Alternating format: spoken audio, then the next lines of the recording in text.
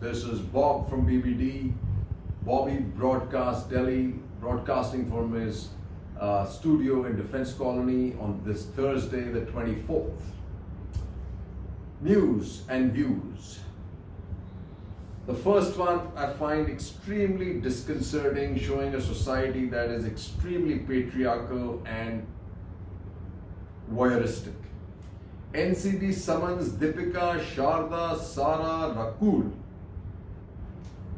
I don't understand this. Where are we going? The gentleman who committed suicide, or was it murder, off the news? Now we're running after these four ladies. Are women the only ones who take drugs? I don't think so. Is charas and ganja really something that the NCB should be running after? I hope they have better things to do, folks. They are far greater fish as far as the narcotics trade is concerned, and all of us know that. It can't be these four girls. To me, it just shows pathetic behavior of our system. Now, what do we have here? India scores well in vaccine diplomacy test. From Israel to France and the US to Sweden. If there is any country or alliance in the world that is developing a vaccine against COVID-19, India is part of the effort, marking new frontiers of diplomacy. The exception is China, where Sinovac is developing a vaccine and has chosen Bangladesh as its partner in this region. Well, good luck to Bangladesh, better luck to China. I don't think they have the ability to ramp up capacity for this fast. This article is all about Sputnik and how great the Russian vaccine system is. But even they don't have the capabilities of manufacturing to the scale we can. Well, maybe this combination will work. Let's see how that goes. But I hope that is also put through as many rigorous tests as all the other vaccine candidates in India. Then we have a Wall Street Journal, New York Times report by Sui Li Wei. China's vaccine race a bright spot for relations. Relations for who? One doesn't know.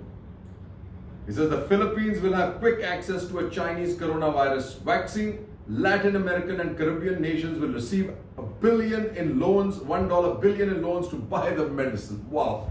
Well, that's the kind of diplomacy, that's the kind of debt diplomacy. Even in death, China is famous for doing, obviously. Good business news. RIL in race to acquire UK's Debenhams says report. After the kind of investment it's getting into our Reliance Retail, this is probably, I think, a good buy. Yesterday I had mentioned that four of the big American banks were going to be critical for India's future in investment and scaling up in financial services. One, JP Morgan, James Dimon had a positive statement on India. And now we have another one which says $4.3 billion Morgan Stanley fund bets on Indian bank winners. I had mentioned yesterday about affordability happening in electrical vehicles. Here there's a report coming out of Canada. Ford deal paves way for electric vehicles. Tough time for property. Residential rental market dries up in Mumbai. Delhi writes an article in Deccan Chronicle. An article in Financial Times is again in the Globe and Mail out of Canada writes Brookfield property lays off 20% of US retail staff. Another very interesting note. Spirit casts doubt on takeover of Bombardier units. Kansas-based company says several outstanding issues remain. Well, Bombardiers are for sale. India is looking to up its ante in the technology for aircraft. Why isn't any Indian company involved in bidding for Bombardier? Question to be asked. Let's go with China. Here is an article by Sujan Archenoy, which is an opening in the impasse. A 5-point consensus reached by China and India and China recognizes the importance of dialogue and disengagement. He writes, it says the writer, a former ambassador of India and China specialist, is currently the Director General of Manohar Parrikar Institute. What I'd like to say here is, what gives anybody the right to be called a specialist on China? Henry Kissinger called himself a specialist on China, let me just say, far more research than Mr. Chandra. Second thing I'd like to say is, anybody who's been an ambassador to China is more of a negative, because I don't think any ambassadors or staff in China is allowed a free run of the country. And if you don't have a free run of the country, there's very little understanding that you have about the country. And most of the information that is bunged down their throats is all managed by the Chinese state, compromising the kind of information that comes out of these ambassadors. Right? Most of the history of most people they talk about is Chinese history. That is pre-communism. It's not post-communism. Post-communism history after Mao is bloody. There is really no history. So anybody who claims to be a specialist on history of China or specialist on China, I kind of have my really doubts about this, because we are still floating around in the high seas trying to figure out why is China doing what it's doing. And to most specialists, I'm hoping they've read Ashley Tellis, the work he did with the Rand Corporation, because that's the only person I know who's nailed the rise of China the way he saw it and the way it's happening now. Only the problem is, he thought that this particular state of China would reach in 2025, and by then they would have controlled the world. And that's what they should have done. Unfortunately, she unsheathed his sword way earlier, when the world still had a chance to claw themselves back in. Right? So what does he write?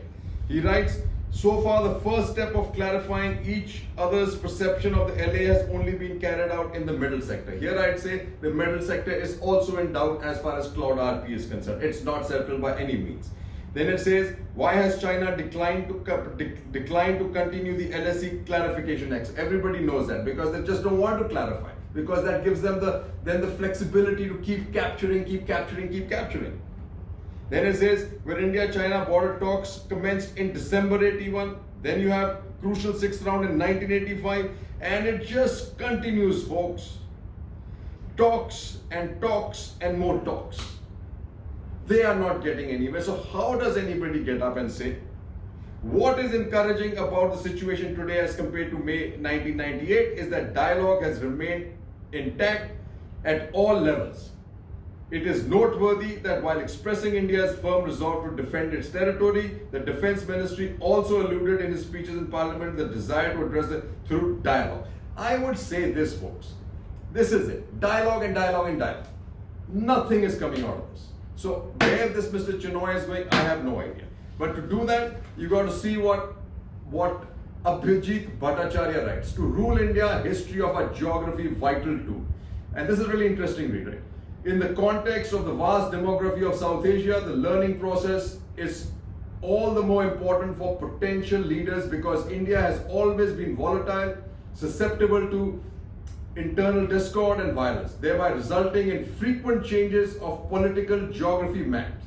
So much so that it's a reality of the history of South Asian geography that the Indian ruling class traditionally proved utterly myopic, being unable to see beyond their noses, thus resulting in their chronic failure to unite the vast, diverse elements of this countryside.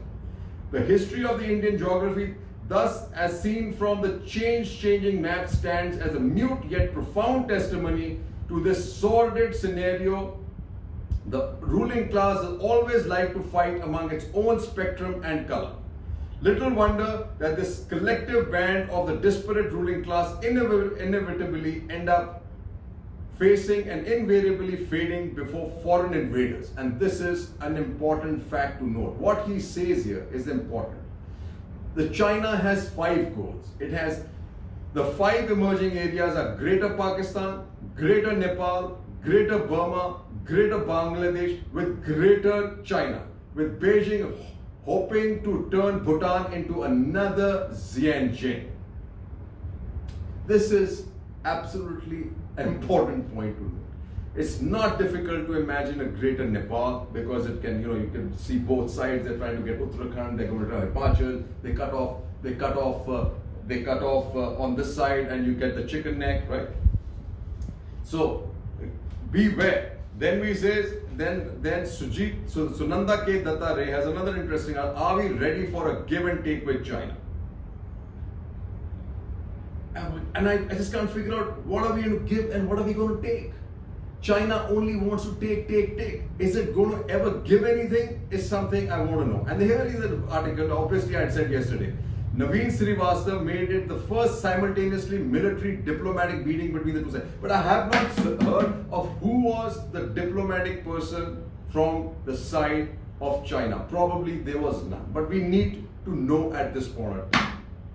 But this give and take that everybody talks about is only take. There is no give, folks.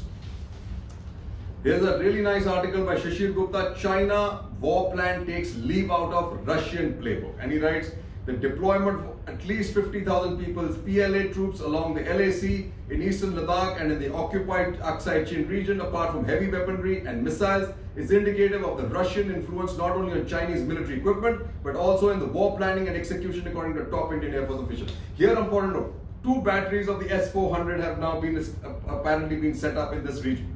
What good is us buying the S-400? I don't understand. By now, the S-400 system has been gamed by China. So for us, junk it, throw it out of the system, get the third instead.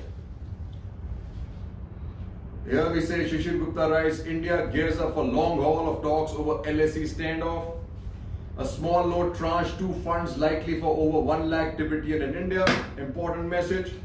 What you have to hear about is this report which I had said earlier. It is now being reported in the Financial Times. Tibet shadow looms over Himalayan standoff.